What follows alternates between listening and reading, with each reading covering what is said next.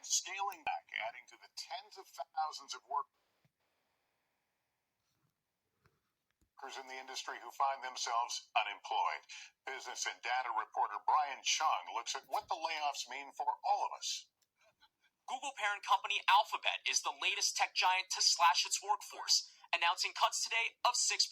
In an email to employees, the company's CEO said it had hired for a different economic reality than the one we face today. Google, with 12,000 employees cut, joins other big tech companies that ramped up hiring during the pandemic.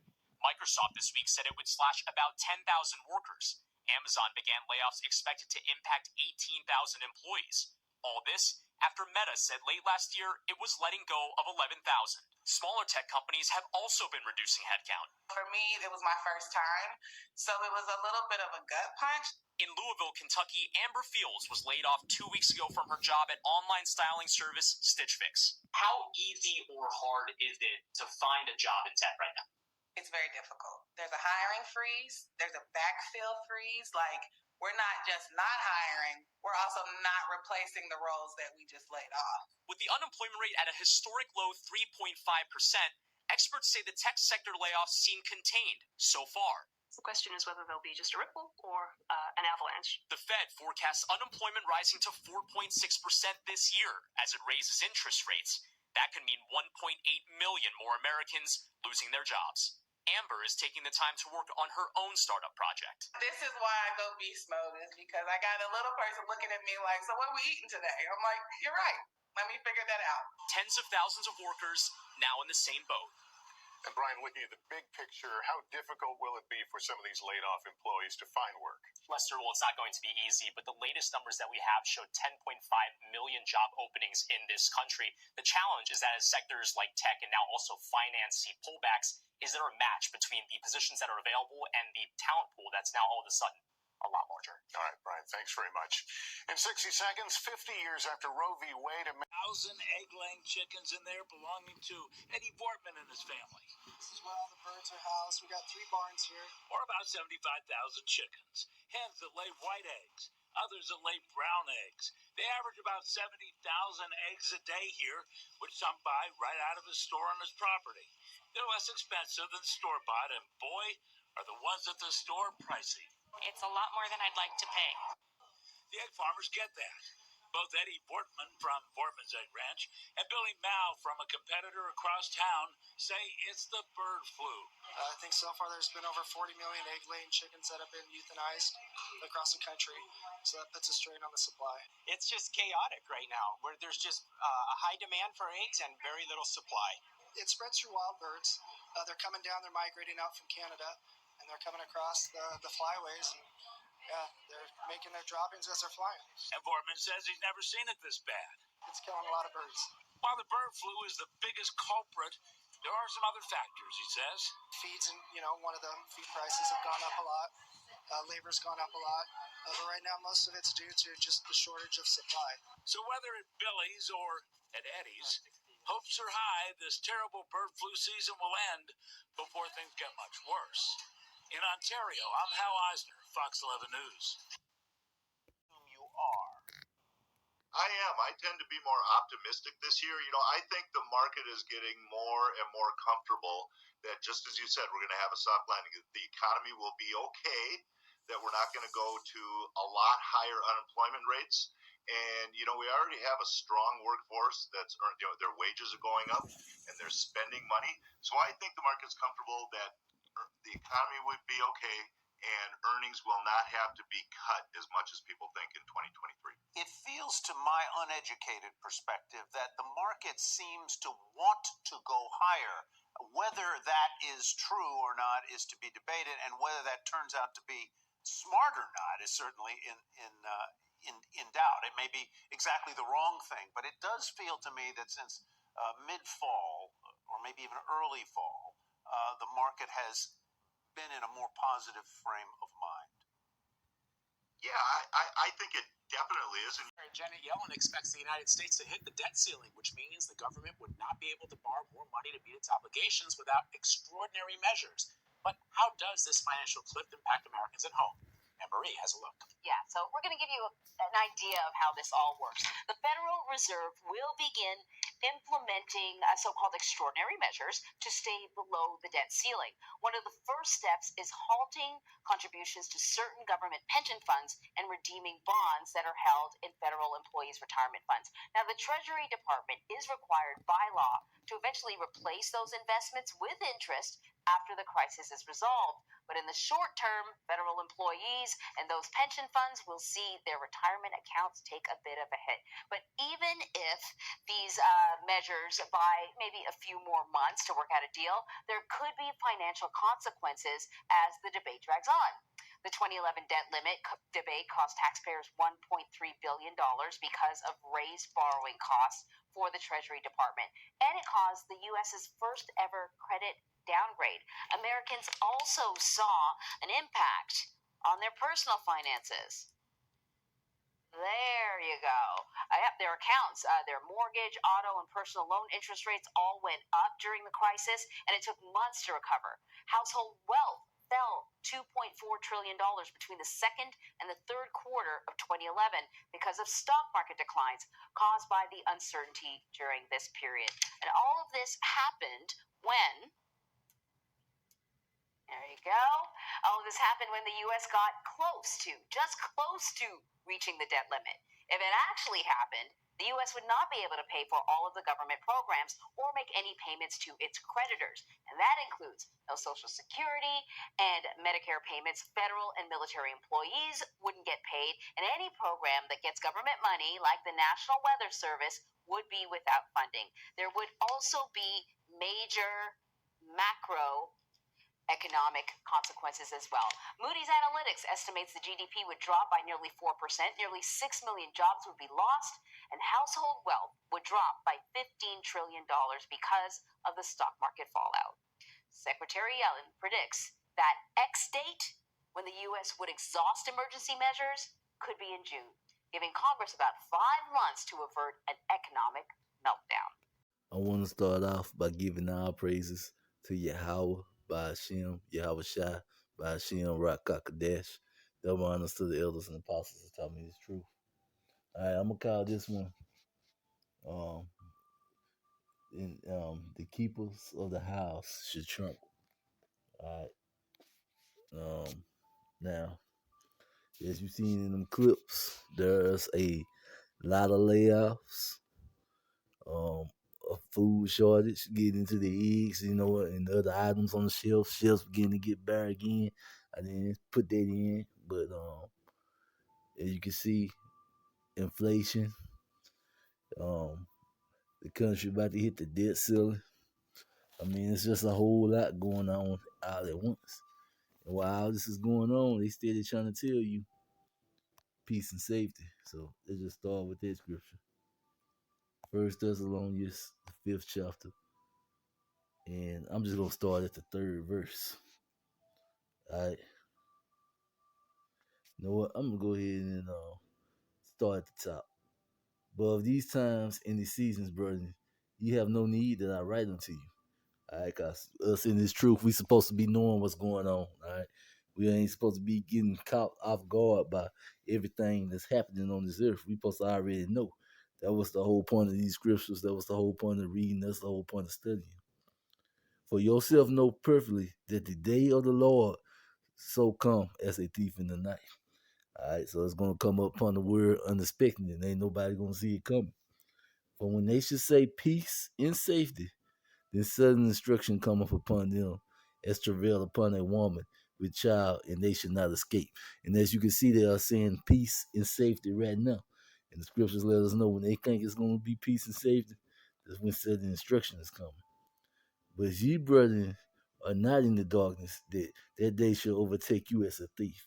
So thus in this truth, this day is not supposed to catch us off guard. It ain't supposed to be a surprise for us. It's a surprise for the rest of the world, but not for the people in the truth. Ye are the children of the light, and the children of the day. We are not of the night, nor of darkness. All right, so we the children of the light and the children of the day. So we supposed to know. Therefore, let us not sleep as do others, but let us watch and be sober. For they that sleep in the night, and they be drunken in the night. So they gonna have no idea what's going on. And that's how most of this word is. They're just gonna be caught off guard. The same way they was caught off guard with that soul glow when you had the man of the Lord out here telling people not to take it. All right, people that the spirit was dealing with knew right away not to take it. And yeah, they even gave you the biggest clue ever that you shouldn't have nothing to do with it when they told you straight off the bat that they want to give it to blacks, Latinos, and Native Americans first. When had they ever gave us anything first? That should have been all anyone needed to know to stay away from it. But yet people were still very foolish. All right. But let us who are of the day be sober, putting on the breastplate of faith and love for a helmet, the hope of salvation. All right. For Yahweh had not appointed us to wrath, but to attain salvation by our Lord Yahweh Shah Amashiach. All right, so a lot of us are going to receive salvation, and the majority of us are not going to get caught up in this wrath. It's going to be a fruit. It's going to be sacrificed as a witness to Yahweh Shah, beheaded on his behalf, as in Revelations 20. But for the most part, the elect is going to make it through.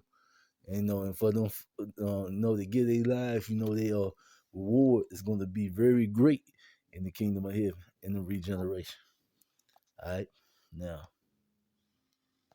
this is Ecclesiastes, the 12th chapter, and I'm just gonna start at the top.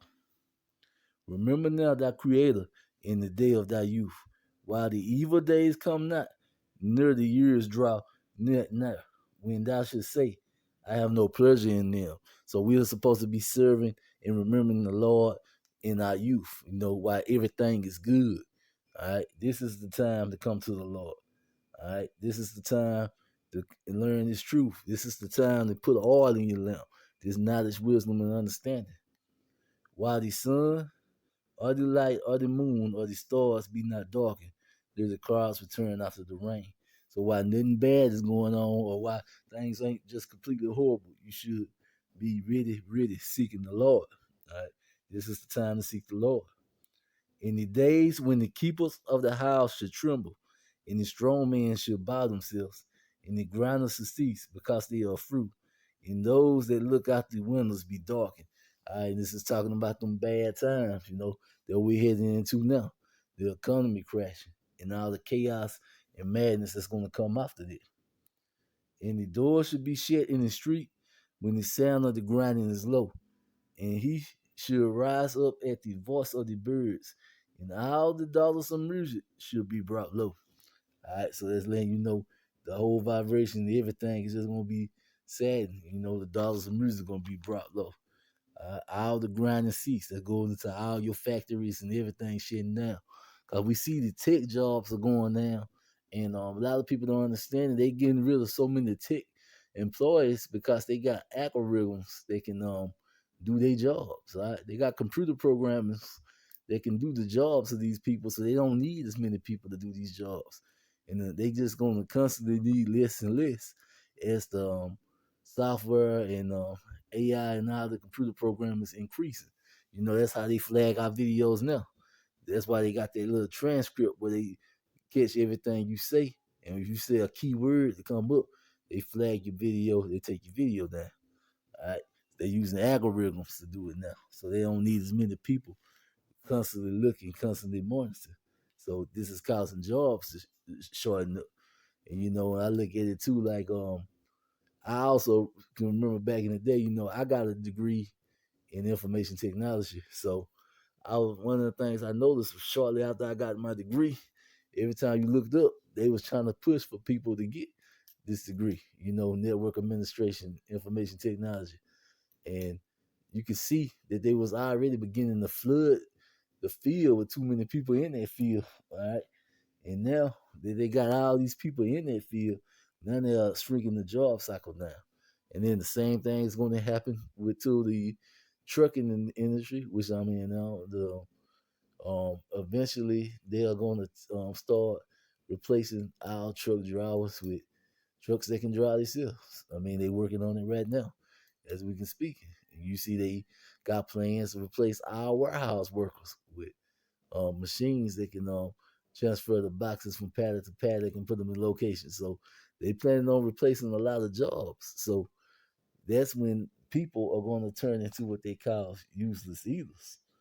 All right, so that is going to be a very, very bad time. But right now, we're in the process of the economy failing and everything going backwards. Because, at the same time, people are getting laid off. You got all the banks buying up all the rental property. All right, now, this is Genesis 47, and I'm going to start at the 13th verse. And this is pretty much what's going on right now. All right. And there was no bread in all the land, for the famine was very sore, so that the land of Egypt and all the land of Canaan fainted by reason of the famine. So it's saying this famine was really bad, all right? And Joseph gathered up all the money that was found in the land of Egypt and in the land of Canaan for the corn which they brought. And Joseph brought money into Pharaoh's house. And when the money filleth in the land of Egypt and in the land of Canaan, all the Egyptians came unto Joseph and said, Give us bread, for why should we die and not perish? For the money filleth. All right, so this is the people coming to Joseph, who was the pretty much the governor of Egypt up under the Pharaoh, because everything was gone, the economy, and that's what people are going to seek to do now. They're going to try to go to the government to get help now that people are out of work at a much higher rate. And Joseph said, Give your cattle, and I will give you for your cattle if the money fail. All right, and so pretty much, you have to give what you got of value. All right, and they trading everything they got of value for some food to eat.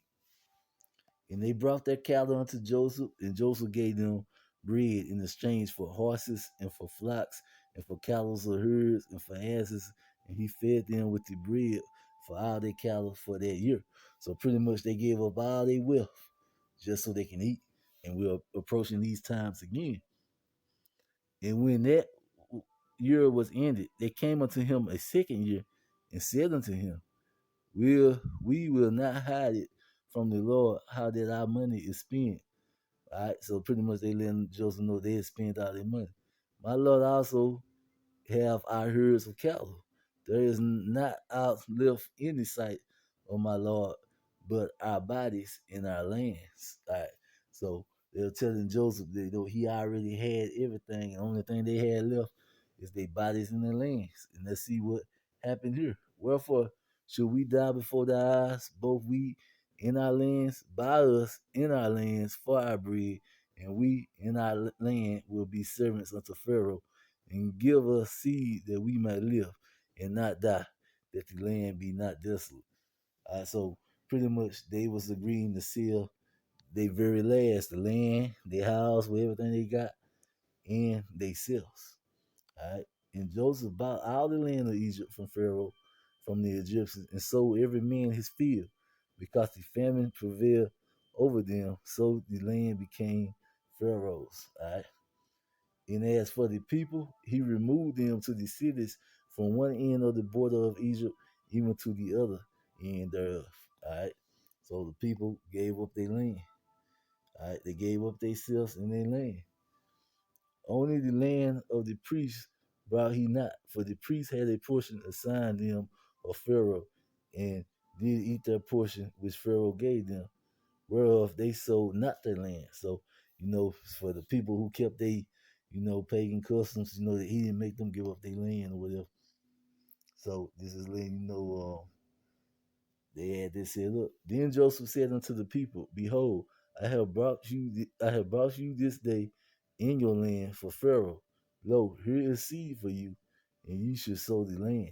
So pretty much they was going to work for slaves for Pharaoh so that they can eat. And that is what's getting ready to be set up in Babylon the Great now. They want people to work for slaves so that they can eat.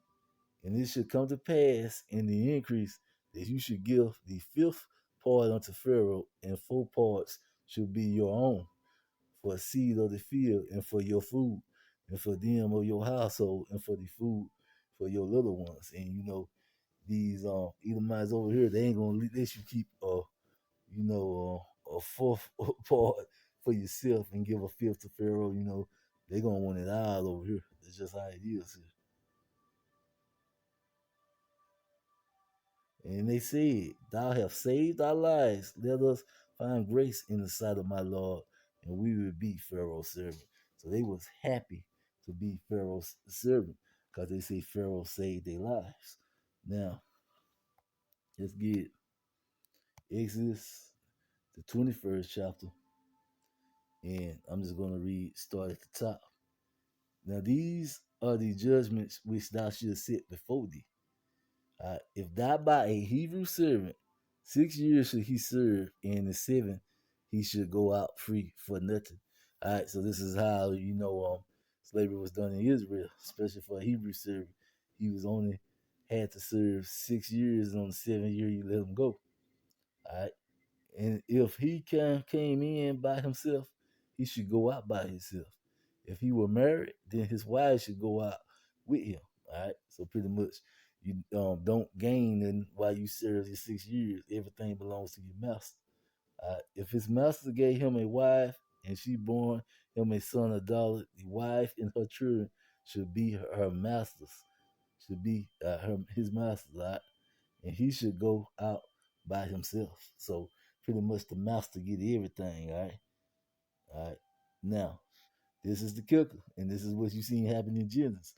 Now, if that servant should plainly say, I love my master, my wife, and my children, and I will not go out free. All right. Then his master should bring him unto the judges, and he should also bring him to the door, unto the doorpost, and his master should bore his ear with an awl, and he should serve him forever. And that's going into their MOTB. That is what it's going to mean to take that mark. It's meaning you are agreeing to serve Esau Edom forever. All right. That you don't want to go out free.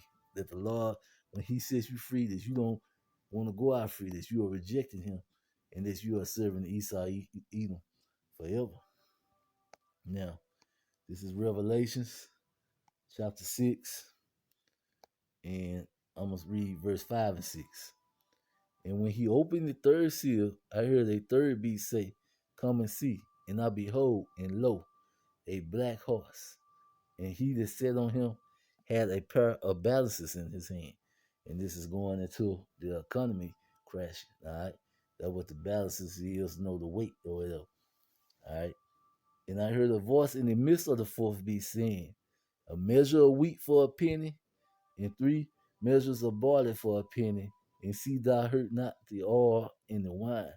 All right, and we know a measure of wheat for a penny is getting into a penny. In this case, was talking about the money of that time. And let's see, get that in the line. So you can see exactly what this penny is if it pull up. All right, for a penny. Strong's G 1220. Denarion. Denarion. Denarii. All right. Okay, a Latin origins, and it's a Roman silver coin in the time. It took the name from it being equal to 10 asses, a number after 217 increased to 16. All right. It was the principal silver coin of the Roman Empire. For the parable of the labor in the vineyard, it would seem that a denarius was then the ordinary pay for a day's wages. All right, so pretty much you're going to work an entire day for a single loaf of bread is what this was getting into. Just enough, to sustain yourself. All right, it was going to be a day's work.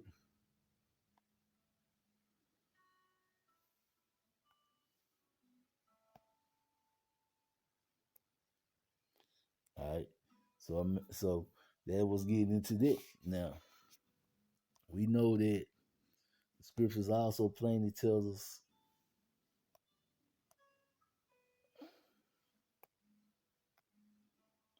in Zephaniah,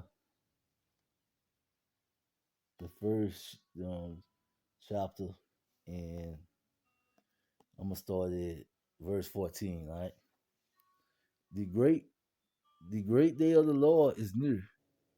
It is near and hasten greatly, even the voice of the day of the Lord, that the mighty man should cry their ability. So it's saying the mighty man, your tough men, they are going to cry bitterly because of these days. All right, you know the scripture tells us that men are going to be afraid in this day. That today is a day of wrath, a day of trouble and distress, a day of wilderness and desolation, and a day of darkness and gloominess, a day of clouds and thick darkness. All right, a day of the trumpets and alarms against the fenced cities and against the high towers. All right, and so pretty much it's going into the land being afraid. All right, a day against the fenced city. And the American Babylon the Great fifth system is this Patriot missile defense system. All right, so it's going to be a day of darkness and gloominess, a day of trumpets and alarms against the fenced city, against the high towers. All right, and the alarms is going into that emergency broadcast signal. All right, because we all know that a nuclear attack is going to happen in Babylon, and it's not too far off. In 17th verse, and I will bring distress upon the man that they should walk and like blind men, because they have sinned against me, the Lord. All right, so pretty much people who sinned against the Lord ain't gonna know what to do in this day. They're just gonna be wandering like blind men, and that's why a lick man is gonna be more precious than gold, as the scriptures say. And their blood should be poured out as dust, and their flesh as the dung. All right. Neither their silver nor their gold should be able to deliver them in the days of the Lord's wrath. So this is letting you know that your money will not save you in the day of the Lord's wrath. But the whole land should be devoured by the fire of his jealousy. For he shall make even a speedy remnants of all them that dwell in the land. All right, so it's telling you not your money, your gold, nothing is going to be able to deliver you in that day. All right, so it is time to come to the Lord now, because that's the only thing that's going to save you. All right, now this is Acts chapter 3, and I'm just going to start at the top. All right, now Peter and John went up together into the temple at the hour of prayer, being the ninth hour. And a certain man, lame from his mother's womb, was carried, whom they laid daily at the gate of the temple, which is called Beautiful, to ask alms of them that enter into the temple. Who, seeing Peter and John about to go into the temple, asked alms of him. All right, that's going into charity and to money. And Peter fastened his eyes upon him with John and said, Look on us. And he gave heed unto them, expecting to receive something of them. Then Peter said, Silver and gold I have not, but such as I have I give thee in the name of Yahweh Shah Mashiach of Nazareth. Rise up and walk. So this is man, Peter letting them know that he didn't have silver and gold, but he had what Yahweh Shah left, which is going into their grace. All right, rise up and walk. So the Lord had mercy on him and gave this man the ability to walk. And he's been this way since birth. And he took him by the right hand and lifted him up, and immediately his feet and ankles and bones received strength. So he was immediately able to walk. And he, leaping up, stood and walked and entered into them and entered with them into the temple, walking and leaping and praising Yahweh. And all the people saw him walking and praising Yahweh. All right. So, and that's what's going to happen in these days. The people that listen and they come back to the Lord, they're going to be okay. That's why it says his servants will eat, but they should be hungry. And everyone is going to see them walking and praising the Lord, going to see us walking and praising the Lord. All right. And they knew that it was he which set for arms at the beautiful gate of the temple, and they were filled with wonder and amazement at that which had happened unto them. And that's why it's going to be in this day. People are going to be filled with amazement. All right.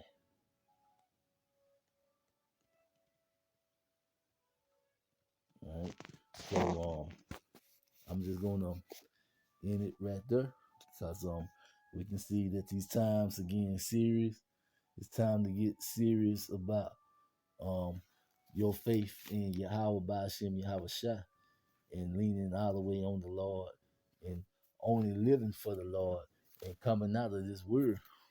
Like it says in the scriptures, come out of her, my people. Come out of the ways of Babylon the Great. Because this place is only getting wickeder and wickeder.